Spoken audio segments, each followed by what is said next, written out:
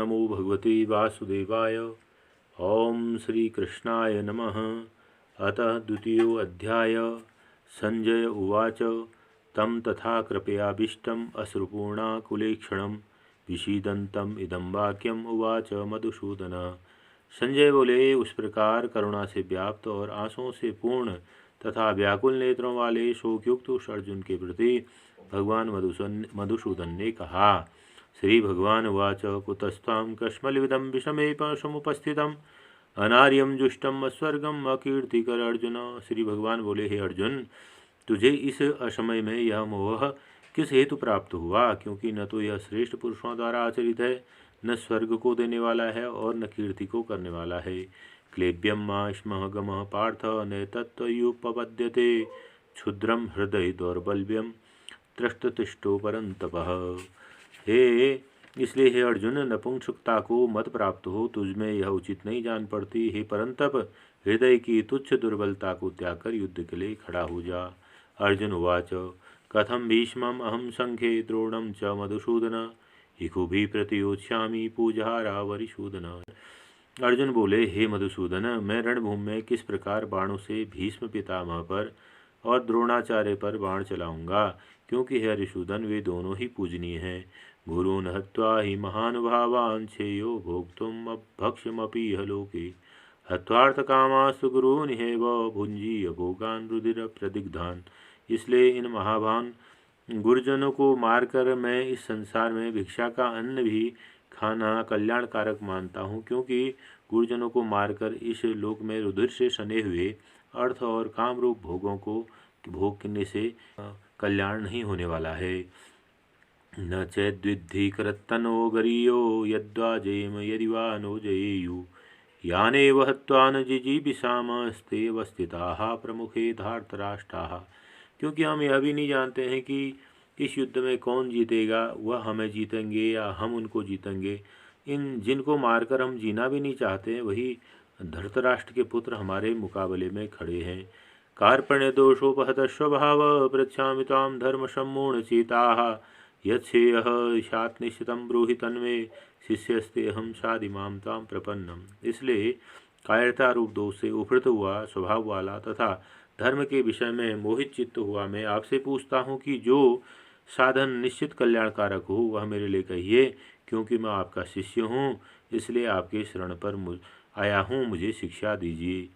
नहीं प्रपश्यामि ममानुपद्याय यच्छोकमुच्छोषणमिन्द्रियाणाम् अवाप्य भूमावसपत्न्यमध्यम राज्यम सुराणामपि चाधिपत्यम। क्योंकि भूमि में निष्कंटक धनधान्य संपन्न राजाओं राज्य की और देवताओं के स्वामीपन को भी प्राप्त होकर मैं उस उपाय को नहीं देखता हूँ जो मेरी इंद्रियों के सुखाने के शोक को दूर कर सके। संजय उवाच एवं मुक्ता ऋषिकेशं गुणाकेश परंतप न योत्स इति गोविंदम मुक्ता तूष्णी बभूव। संजय बोले, हे राजन, निद्रा को जीतने वाले अर्जुन अंतर्यामी कृष्ण महाराज से इस प्रकार कहकर फिर इस गोविंद भगवान से युद्ध नहीं करूँगा यह स्पष्ट कहकर चुप हो गई। तमुवाच ऋषिकेश प्रसन्निव भारत सेनयोरुभयोर्मध्ये विषीदन्तमिदं वचः। हे भारतवंशी धृतराष्ट्र, अंतर्यामी श्री कृष्ण महाराज दोनों सेनाओं के बीच में शोक करते हुए उस अर्जुन को हंसते हुए यह वचन बोले। श्री भगवान उवाच अशोच्यान्वन्नशोचस्त्वं प्रज्ञावादाश्च भाषसे गताशूनस्नानु शोचन्ति पंडिता।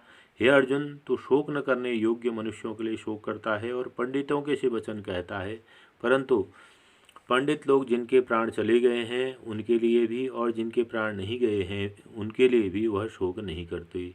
न त्वेवाहं जातुनाशं न त्वनेमे जनाधिपा न चैव न भविष्यामः सर्वे वैमतः परम। न तो ऐसा है कि मैं किसी काल में नहीं था या तू नहीं था अथवा ये राजा लोग नहीं थे, और न ऐसा ही है कि आगे हम नहीं रहेंगे। देहिनोऽस्मिन् यथा देहे कौमारं यौवनं जरा तथा देहांतर प्राप्तिर्धीरस्तत्र न मुह्यति।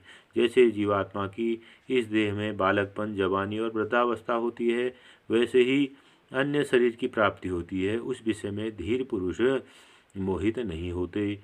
मात्रा स्पृशास्तु कौन्तेय शीतोष्ण सुख दुःखदा आगमापायनो नित्यास्तितिष्व भारत। हे कुंती पुत्र, गर्मी, सर्दी, सुख दुख देने वाले इंद्रिय और विषयों के संयोग तो उत्पत्ति और विनाशशील हैं और अनित्य हैं, इसलिए हे भारत तो उनको सहन कर। यंग हि न व्यथयन्ते ते पुरुषं पुरुषर्षभ सम दुख सुखम धीरम स्वमृतत्वाय कल्पते। क्योंकि हे पुरुष श्रेष्ठ, सुख दुख को समान समझने वाले जिस धीर पुरुष को इंद्रियों और विषयों के संयोग व्याकुल नहीं करते हैं, वह मोक्ष के योग्य होता है। ना शतो विद्यते भावो ना भावो विद्यते शतः उभयोरपि दृष्टो अंतस्तनयोस्तत्वदर्शभि। असत वस्तु की सत्ता नहीं है, सत का अभाव भी नहीं है। इस प्रकार इन दोनों ही तत्वज्ञानी पुरुषों के द्वारा देखा गया है। अविनाशी तो तद्विद्धि येन सर्वमिदं ततं विनाशम अभ्यस्यास्य न कश्चित् कर्तुमर्हति।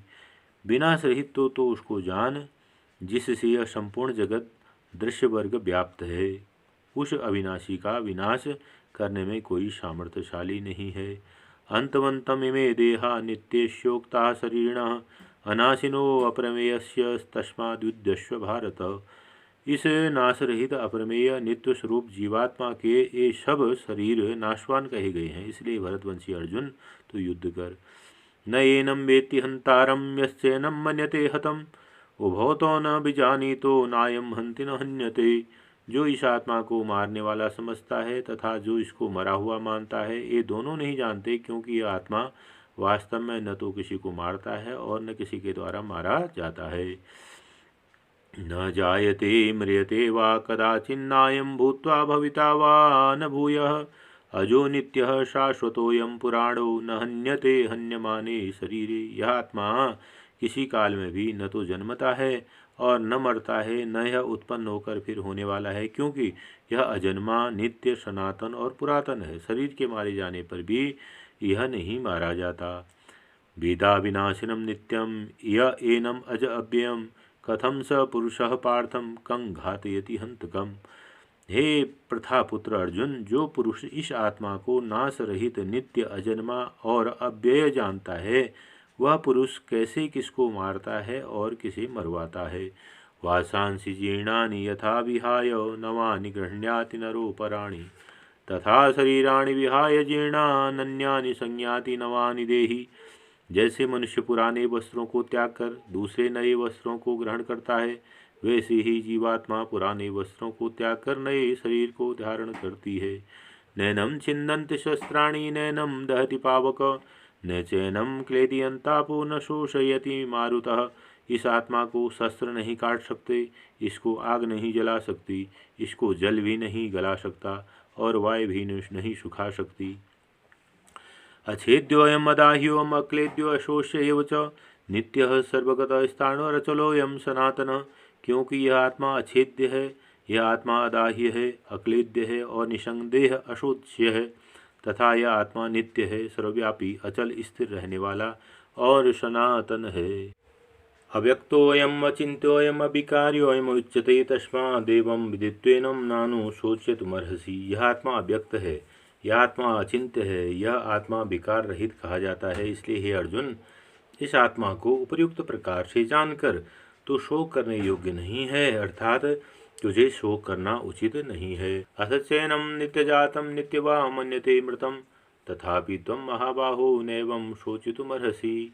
किंतु यदि तू इस आत्मा को सदा जन्मने वाला तथा सदा मरने वाला मानता है, तो भी हे महाबाहो इस प्रकार शोक करने योग्य नहीं है, क्योंकि जातस्य हि ध्रुवोर्मृत्युर् ध्रुवं जन्म मृतस्य च तस्मात् परिहारार्थे न त्वं शोचितुमर्हसि। क्योंकि इस मान्यता के अनुसार जन्मे हुए की मृत्यु निश्चित है और मरे हुए का जन्म भी निश्चित है, इससे भी यह बिना उपाय वाले विषय में तू शोक करने योग्य नहीं है।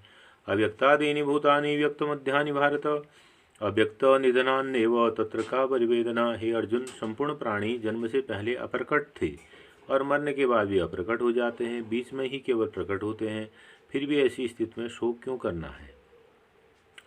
आश्चर्यवत् पश्यति कश्चिदेनम् आश्चर्यवद वदति तथैव चान्यः आश्चर्यवच्चैन्नमन्यः शृणोति श्रुत्वाप्येनं वेद न चैव कश्चित्। कोई महापुरुष ही इस आत्मा को आश्चर्य की भांति देखता है और वैसे ही कोई दूसरा महापुरुष इस तत्व का आश्चर्य की भांति वर्णन करता है तथा दूसरा कोई अधिकारी पुरुष ही इसे आश्चर्य की भांति सुनता है और कोई कोई तो सुनकर भी इसको नहीं जानता। देहि नित्यम अवध्योयम देहे सर्वस्व भारत तस्मात् सर्वाणि भूतानि न तम शोचितुमर्हसि। हे अर्जुन, आत्मा सबके शरीर में सदा ही अवध्य है, इस कारण संपूर्ण प्राणियों के लिए तो शोक करने योग्य नहीं है। स्वधर्ममपि चावेक्ष्य न विकम्पतुमर्हसि धर्मादि युद्धाच्छेयो अन्त्यक्षत्रियस्य न विद्यते।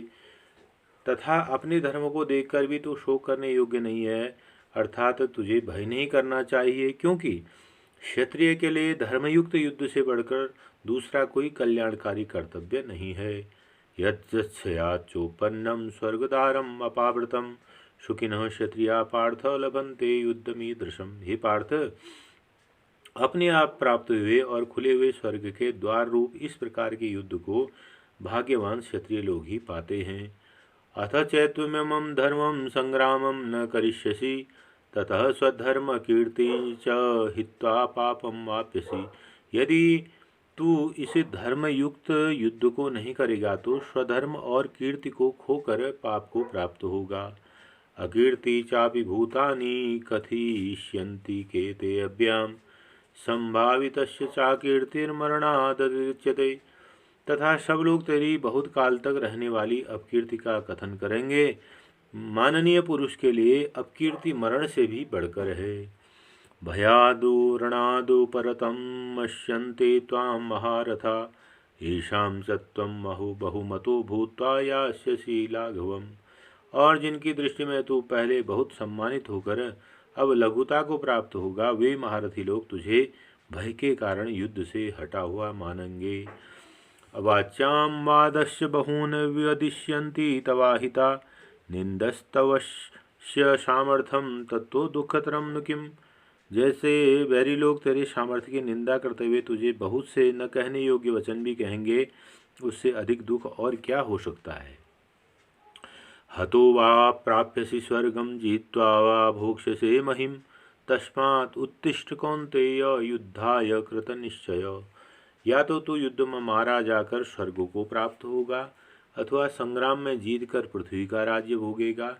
इस कारण हे अर्जुन, तू युद्ध के लिए निश्चय करके खड़ा हो जा।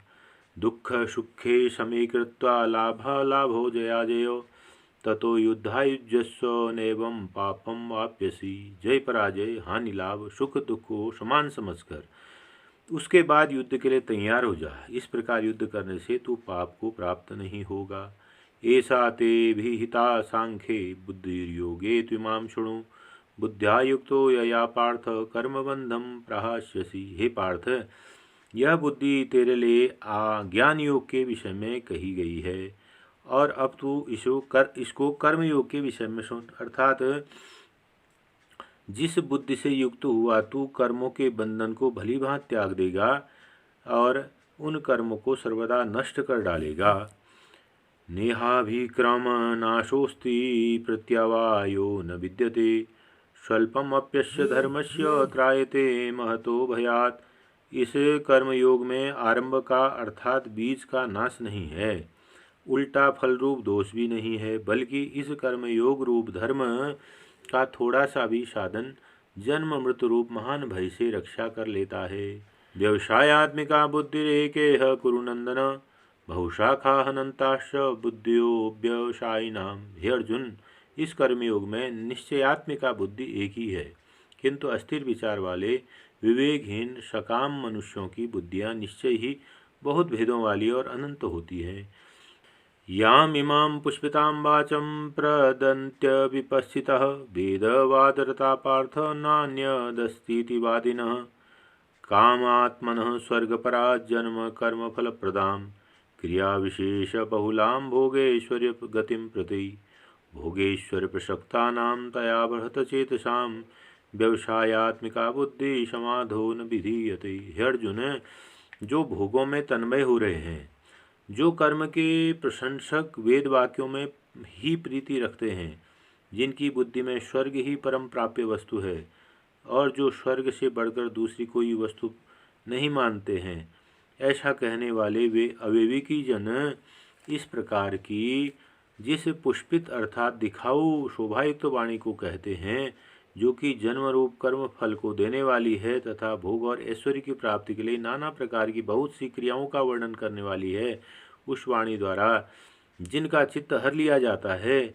जो लोग भोग और ऐश्वर्य में अत्यंत आसक्त हैं, उन पुरुषों की परमात्मा में निश्चयात्मिका बुद्धि नहीं होती है। तैगुण्य विषया वेदा निश्चय गुण्यो भवार्जुन, निर्द्वंदो नित्य सत्वस्थो निर्योगम क्षेमात्मवान। हे अर्जुन, वेद उपयुक्त प्रकार की तीनों गुणों की एक कार्य रूप समस्त भोगों और उनके साधनों का प्रतिपादन करने वाले हैं। इसलिए तू उन भोगों और उन साधनों में आसक्तिहीन, हर्ष शोकादि द्वंद्वों से रहित, नित्य वस्तु परमात्मा में स्थित, योग क्षेम को न चाहने वाला और स्वाधीन अंतःकरण वाला हो। यावानर्थोदपाने सर्वतः संप्लुदोदके, तावान सर्वेषु वेदेषु ब्राह्मणस्य जीजानतः। सब ओर से परिपूर्ण जलाशय के प्राप्त हो जाने पर छोटे जलाशय में मनुष्य का जितना प्रयोजन रहता है, ब्रह्म को तत्व से जान कर ब्राह्मण का समस्त वेदों में उतना ही प्रयोजन रह जाता है। कर्मण्येवाधिकारस्ते मा फलेषु कदाचन, माँ कर्मफल हेतुर्भूर्मा ते संयोष्य कर्मणि। तेरा कर्म में ही अधिकार है, उसके फल में कभी नहीं। इसलिए तू कर्मों के फल का हेतु मत हो तथा तेरी कर्म न करने में भी आसक्ति न हो। योगस्थ कुरु कर्माणि संगं तत्वा धनंजय, सिद्ध्य सिद्धियो समो भूत्वा समत्वं योग उच्यते। हे धनंजय, तू आसक्ति को त्याग कर तथा सिद्धि और असिद्धि में समान बुद्धि वाला हो। योग में स्थित हुआ कर्तव्य कर्म को कर, समस्त योग ही कहलाता है। जो कुछ भी कर्म किया जाता है उससे पूर्ण होने और न होने में तथा उसके फल में संभाव रहने वाला समत्व रूप में रह। दूरेण ह्यवरम कर्म बुद्धि योगा धनंजय, बुद्धो शरणमिच्छ कृपणा फल हेतवः।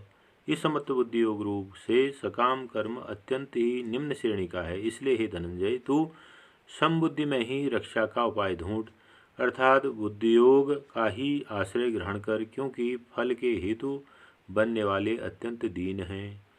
बुद्धि युक्तो जहाति उभे सुकृत दुष्कृते, तस्माद् योगाय जस्य योगः कर्मसु कौशलम। समबुद्धि युक्त पुरुष पुण्य और पाप दोनों को ही इसी लोक में त्याग देता है, अर्थात उनसे मुक्त हो जाता है। इससे तू समत्व रूप योग में लग जा। यह समत्व रूप योग ही कर्मों में कुशलता है, अर्थात कर्म बंधन से छूटने का उपाय है। कर्मजम बुद्धियुक्ता ही फलं त्यक्त्वा मनीषिणः, जन्म बंध विनिर्मुक्ता पदम गच्छन्त्यनामयम्। क्योंकि समत्व बुद्धि से युक्त ज्ञानी जन कर्मों से उत्पन्न होने वाले फल को त्याग कर जन्म रूप बंधन से मुक्त हो निर्विकार परम पद को प्राप्त हो जाते हैं। यदा ते मोहकलिलं बुद्धिर्व्यतितरिष्यति, तदा गंतासि निर्वेदम श्रोतव्यस्य श्रुतस्य च। जिस काल में तेरी बुद्धि मोह रूप दलदल को भली प्रकार पार कर जाएगी, उस समय तू सुने हुए और सुनने में आने वाले इस लोक और परलोक संबंधी सभी भोगों से वैराग्य को प्राप्त हो जाएगा। श्रुति विप्रतिपन्ना ते यदा स्थास्यति निश्चला, समाधावचला बुद्धिस्तदा योगम वाप्यसी। भांति भांति के वचनों को सुनने से विचलित हुई तेरी बुद्धि जब परमात्मा में अचल और स्थिर होकर ठहर जाएगी, तब तू योग को प्राप्त हो जाएगा, अर्थात तेरा परमात्मा से नित्य संयोग हो जाएगा। अर्जुन उवाच। स्थित प्रज्ञस्य का भाषा समाधिस्तस्य केशव, स्ततद्धि किं प्रभाषेत किमासीत ब्रजेत किम। अर्जुन बोले, हे केशव, समाधि में स्थित परमात्मा को प्राप्त हुए स्थिर बुद्धि पुरुष का क्या लक्षण है? वह स्थिर बुद्धि पुरुष कैसे बोलता है, कैसे बैठता है, कैसे चलता है और क्या करता है? श्री भगवान उवाच। प्रजहाति यदा कामान् सर्वान् पार्थ मनोगतान्, आत्मन्नेवात्मनः तुष्ट स्थित प्रज्ञस्ततोच्यते।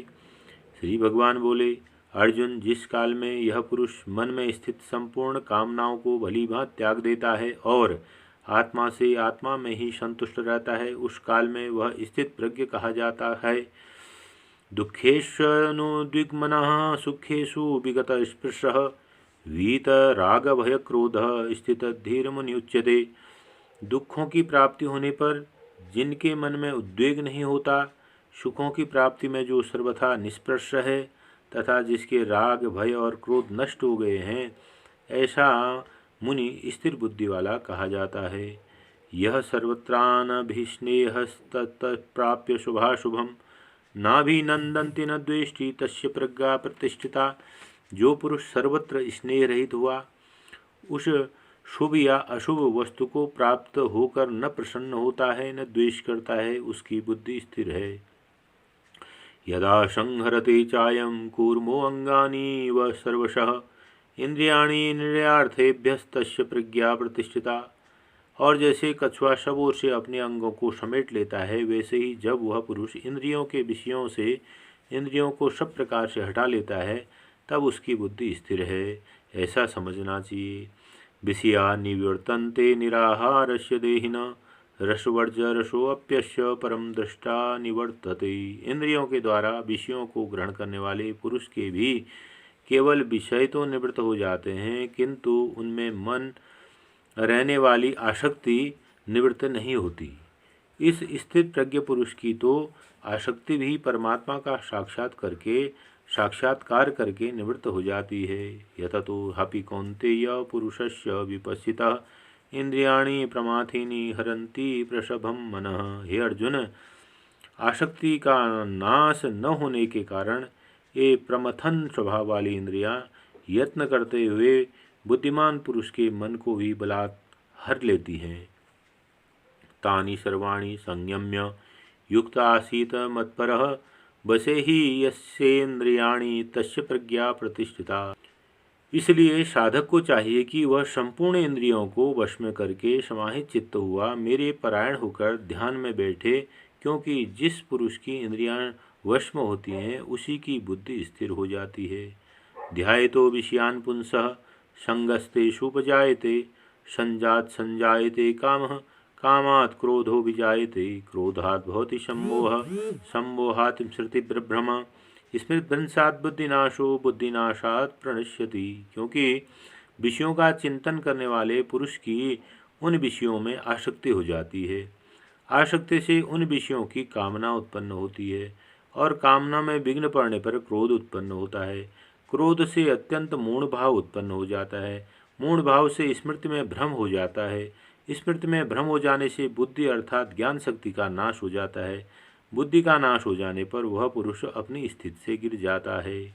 राग द्वेष वियुक्तस्तु विषयानीन्द्रियश्चरन् आत्मश्चैर्विधेय आत्मा प्रसादम अधिगच्छति।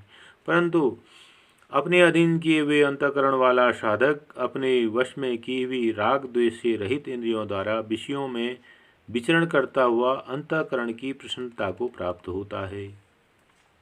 प्रसादे सर्वदुःखानां हानिरस्योपजायते प्रसन्ने चेतसो ह्याशु बुद्धि पर्यवतिष्ठते। अंतःकरण की प्रसन्नता होने पर इसके संपूर्ण दुखों का अभाव हो जाता है और उस प्रसन्न चित्त वाले कर्मयोगी की बुद्धि शीघ्र ही सब ओर से हटकर एक परमात्मा में ही भली प्रकार स्थिर हो जाती है। नास्ति बुद्धिर्युक्तस्य न चायुक्तस्य भावना न चाभावयतः शांतस्य कुतः सुखम। न जीते हुए मन और इंद्रियों वाले पुरुष में निश्चयात्मिका बुद्धि नहीं होती है और उस अयुक्त मनुष्य के अंतःकरण में भावना भी नहीं होती है तथा भावनाहीन मनुष्य को शांति नहीं मिलती है और शांत रहित मनुष्य को सुख कैसे प्राप्त हो सकता है। इंद्रियाणाम ही चरताम यन्मनोनु विधीयते तदस्य हरति प्रज्ञां वायुर्वावनिमिमाम्भसि। क्योंकि जैसे जल में चलने वाली नाव को वायु हर लेती है, वैसे ही विषयों में विचरती हुई इंद्रियों में से मन जिस इंद्रिय के साथ रहता है वह एक ही इंद्रिय इस अयुक्त पुरुष की बुद्धि को हर लेते हैं। तस्मादस्य महाबाहु निगृहीतानि सर्वशः इंद्रियाणि इंद्रियार्थेभ्यस्तस्य प्रज्ञा प्रतिष्ठिता। इसलिए महाबाहो, जिस पुरुष की इंद्रियों के विषय से सब प्रकार निगृहित हुई हैं, उसकी बुद्धि स्थिर है। या निशा सर्वभूतानां तस्यां जागृति संयमी, यस्यां जागृति भूतानि सा निशा पश्यतो मुनि। संपूर्ण प्राणियों के लिए जो रात्रि के समान है, उस नित्य ज्ञान स्वरूप परमानंद की प्राप्ति में स्थित प्रज्ञ योगी जागता है। और जिस नाशवान सांसारिक सुख की प्राप्ति में सब प्राणी जागते हैं, परमात्मा के तत्व को जानने वाले मुनि के लिए वह रात्रि के समान है। आपूर्यमाण अचल प्रतिष्ठं समुद्रमाप प्रविशन्ति यद्वत् तद्वत् कामायं प्रवशन्ति सर्वे स शांतिमाप्नोति न काम कामी। जैसे नाना नदियों के जल सब ओर से परिपूर्ण अचल प्रतिष्ठा वाले समुद्र में उसको विचलित न करते हुए भी समा जाते हैं, वैसे ही सब भोग जिस स्थित प्रज्ञ पुरुष में किसी प्रकार का विकार उत्पन्न किए हुए ही बिना समा जाते हैं, वही पुरुष परम शांति को प्राप्त होता है, भोगों में रहने वाला मनुष्य नहीं। विहाय कामान्यः सर्वान् पुमांश्चरति निष्पृशः निर्ममो निरहंकारः सह शांतिम् अधिगच्छति। जो पुरुष संपूर्ण कामनाओं को त्याग कर ममता रहित, अहंकार रहित, स्पर्शा रहित हुआ विचरता है, वही शांति को प्राप्त होता है, अर्थात वह शांति को प्राप्त कर लेता है। ऐसा ब्राह्मी स्थिति पार्थ नैना प्राप्य विमुह्यति स्थित्वा श्यामंत कालेपि ब्रह्म निर्वाण मृच्छति। हे अर्जुन, यह ब्रह्म को प्राप्त हुए पुरुष की स्थिति है।